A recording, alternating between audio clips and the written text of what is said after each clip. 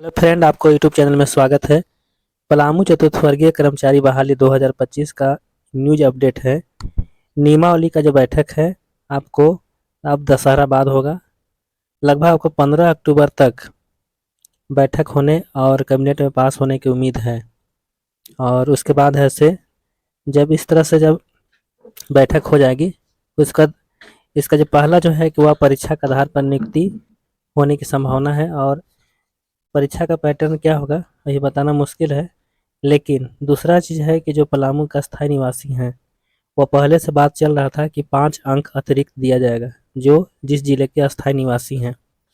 लेकिन कुछ स्टूडेंटों को कहना था कि नहीं, 5 अंक नहीं बल्कि जो पलामू के जो अस्थायी निवासी हैं उन्हें कम से कम ऐसे 20 अंक देने मतलब देने की मांग कर रहे थे। लगातार ऐसे वित्त मंत्री से ये ऐसे मांग कर रहे हैं कि कम से कम 20 अंक पलामू वासियों को दिया जाए, क्योंकि पिछले कई परीक्षा में जो अन्य जिला में हुआ है उस जिला में आपको 20 अंक दिए गए थे। तो इसी बात को लेकर ऐसे बैठक नहीं हो पाया था दशहरा से पहले, लेकिन दशहरा बाद जो है इस समय बैठक होगी और अंतिम अक्टूबर तक विज्ञापन निकलने की पूरा संभावना है।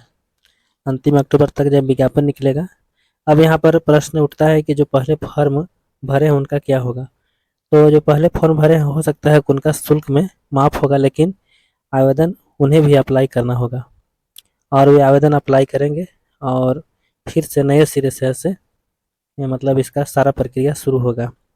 मैंने कहने का अर्थ है कि जब भी कोई विज्ञापन जब रद्द हो जाती है तो उसका नियम है कि पहले के भरा हुआ जितने भी फॉर्म होते हैं वे सारे फॉर्म ऐसे रद्द हो जाते हैं।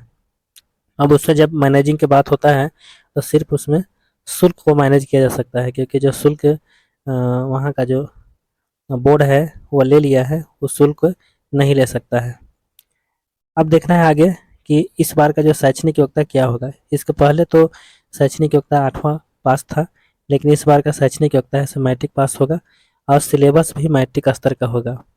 2010 का जो सिलेबस था वो बिल्कुल 8वीं स्तर का था। 8वीं स्तर का जो भी जैसे सीईआरटी या सरकारी बुक चलते हैं उसके आधार पर प्रश्न पूछे गए थे, लेकिन इस बार का जो प्रश्न होगा वो बिल्कुल मैट्रिक स्तरीय होगा। और जब भी कोई सरकार बहाली करती है तो उसका सारा जो पैटर्न होता है वह टेक्स्ट बुक होता है झारखंड सरकार का, उसी के आधार पर से सिलेबस होता है। तो ज़्यादा उम्मीद है इस बार का जो भी सिलेबस होगा मैट्रिक स्तरीय होगा।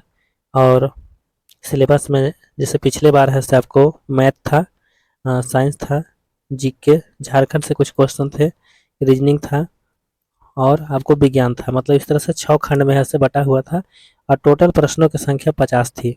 लेकिन इस बार भी ऐसे 50 क्वेश्चन ही रहने की संभावना है, लेकिन क्वेश्चन का जो लेवल होगा वो थोड़ा स्टैंडर्ड होगा। इसलिए आप सभी जो परीक्षा की तैयारी कर रहे हैं वो परीक्षा में अभी भी लग जाए। और मेरे चैनल को अगर सब्सक्राइब नहीं किए हैं तो ज़रूर कर लें। और मेरा एप्लीकेशन संदीप करियर पॉइंट है, उससे आप अवश्य डाउनलोड कर लें और उसमें आप ऐसा तैयारी कर सकते हैं।